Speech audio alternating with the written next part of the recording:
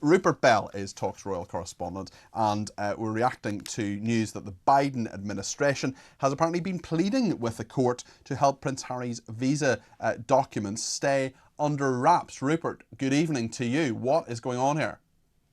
Well, it's all come about from a Freedom of Information request by an organisation that states that they want to understand exactly what Prince Harry put on his immigration form. Now, this all has come about because he admitted in his book, Spare, and elsewhere, that he had taken drugs. And of course, going into America, you have to reveal it. Whether that means that you're completely precluded from going into America, I'm not sure. I know there have been some high-profile examples of people who haven't been allowed to go to America. But the Biden administration don't want this out there. Now, I don't know whether he has admitted what Harry has actually put on that, and no one knows. And that's why this organization has gone about trying to get to the bottom of it. President Trump has put his pennyworth in, saying that he is happy for it to be revealed more or less.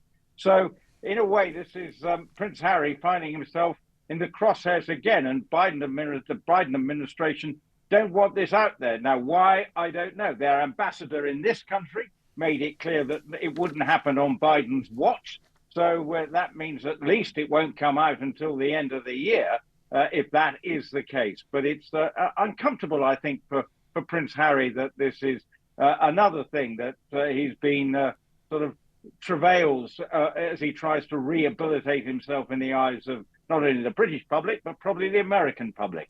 And as you say in his memoir, Spare, he admitted to taking cocaine, marijuana, psychedelic, mushrooms. Clearly, that has to be part of this. I remember a friend of mine was going to America, and he had some skeletons in his closet and had to actually tick the box. There was quite a long list of things in the box where it was kind of, have you ever been cautioned by the police? Have you ever done this, that, and the other? Have you ever been convicted, sent to prison, whatever? And then it kind of went down this list, and one of them was, have you ever been convicted of being a Nazi war criminal? And despite the fact that he was born, I think, about 40 years after the end of World War II, he had to tick that box. So it is very extensive. I lived in America for a year. I've filled out visa forms, I've had two, possibly three, two different types of visas to go to America.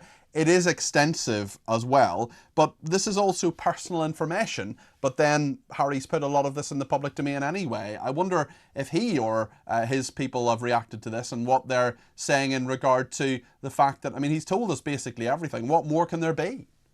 Well, there shouldn't be anything more. In Harry's case, a warts and all biography, laying it all out there as to why he feels aggrieved that he is the spare. Now, his obviously at various stages in his life, he's lived the high life, and we know that sort of some of his shenanigans over in Las Vegas, he clearly has enjoyed a party or two.